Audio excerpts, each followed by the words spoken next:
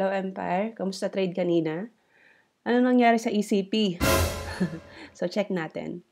So si ECP, ang ceiling price niya or highest price na pwede niya makuha today is 26.55, which is nag-open siya kanina sa ceiling. Ayan o, 26. Tapos ang low niya sa 13. So how much? Magkano yung layo nun by percentage? Kung by peso, makikita natin na 13 ang binaba. Ganun siya kalalim nabuhusan kanina. So, antindi, no? Buti hindi pa nag-flooring. So, ceiling, tapos binuhusan, tapos bumawi. Pero yung pagkabawi niya, hirap din. Marami lang nag-trade, nag-chupit, nag-scalp. So, tingnan natin by chart or by price action. So, ito si ECP kanina, ang chart niya. Nag-ceiling siya nung 23. Ceiling to, right? Ceiling ba to? Tapos, this one, 26. Tapos, ito, kahapon. Tapos, kanina nag-ceiling din. Tapos, bumaba. Isang araw lang, bumaba siya ng 13 pesos. Ganun kalupit yung buhusan kanina. Tapos, nakabawi siya. Pero, itong kandila na to, medyo mahirap to. Kailangan natin ng isa pang candle para magkaroon tayo ng conviction kung bullish pa ba or bearish na. So, but this candle is, syempre, bearish yan. Hanging to eh. Nakahang siya. Red. Pero kailangan pa ng confirmation candle na isa para malaman natin yung kung malakas pa siya or what. So, probably, yung mga nakabili dito, hanggang dyan, hanggang dito, is nag-profit taking sila kanina. Which is yung kaibigan ko nga rin is nag-profit taking na pero kahapon pa niya ginawa. Then, let's see kung yung mga trader, retailer, kung ano ginawa nila kanina. So, let's see the buyer and seller. Here. Sa opening. COL. Teka. Trade prices. Trade prices sa 26.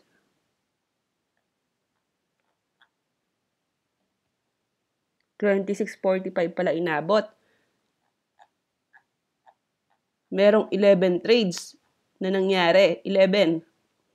Tapos 26.40. Ayan, ang daming bumili, oh.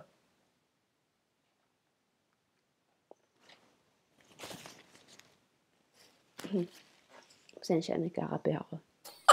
Ayun siya. So, pag open niya kanina, ayan yung mga presyo. And, sa 26 pesos, 415 trades ang nangyari. Nangyari 6% to. So, titingnan ko kung saan ang pinakamalaking nagpalitan. So, nandun sa 26. No, tama?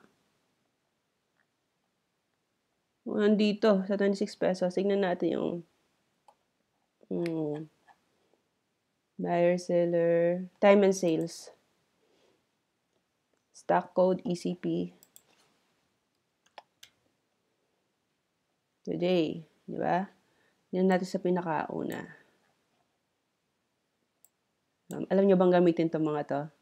Ito is actually, tinitingnan lang to para malaman mo kung anong nangyari this day. Oops. First time. Ayun. Oops, lumagpas na naman. Ayan. 9:30. Ayan, oh. 26 pesos. Buying, ang dami. Diba? Volume, buyer, seller. Yung green is syempre yung buy, sell. Ano?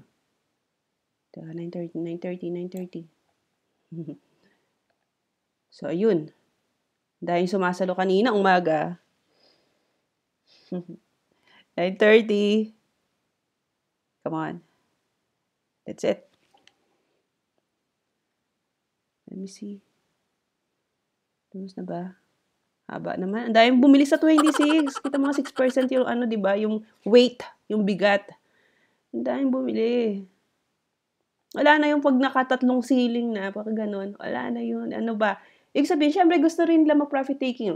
Pwede na bumagsak na siya sa susunod, pwedeng umakyat pa siya sa susunod. Pero pag gano'n na sunod-sunod na yung ceiling, automatic, gusto nila mag-profit taking. Ayan, 'di ba? Ayan si Timson, oh. Ang dami niyang bini-let go, oh. Puro Timson 'to. Una, sa high, nakapagbenta si Timson.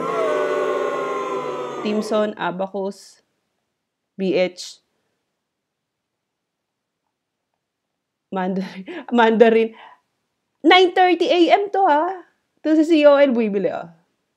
Retailer mostly.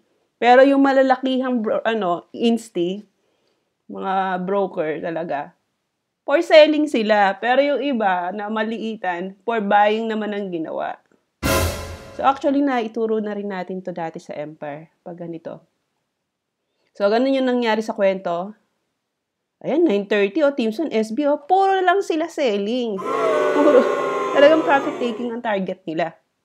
At then, kung yung nagka-13 pesos down, anong ginawa ng iba? Bilihan na naman sila. Kasi nakapag-profit taking na sila.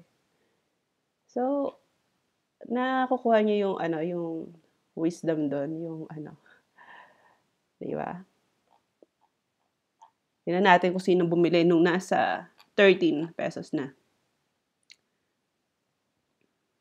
Sino mas maraming binili? Hindi na, iba-iba na. Nanahimik na yung iba. Talagang buhos ang nangyari kanina. Buhos. Bibili sila. Pero ano na lang to, hindi na igagano na massive. Pero yung kaninang umaga, massive selling. Road to buhusan. So, okay, no? Pag gano'n na nakita nyo na, halimbawa, sunod-sunod na yung selling, automatic, you should profit take.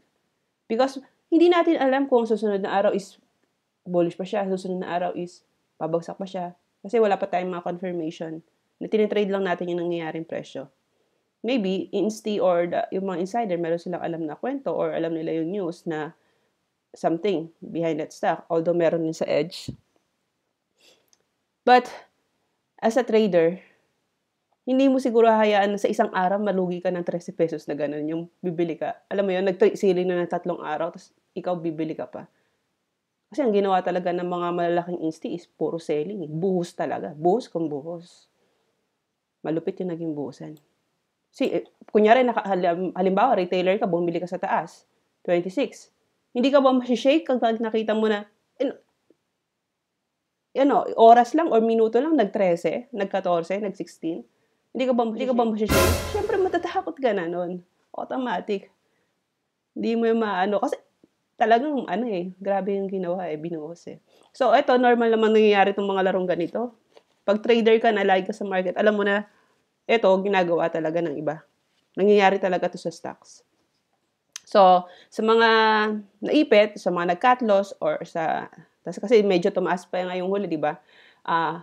Consider na lang natin na lesson learned. Wala, ganun talaga Lesson learned na lang. Para susunod, hindi to masayang, meron tayong natutunan. Okay? So, ganun na lang. So, more profits to come. Sana may mga ceiling play pang mangyari. And God bless us all. Long live Traders Empire.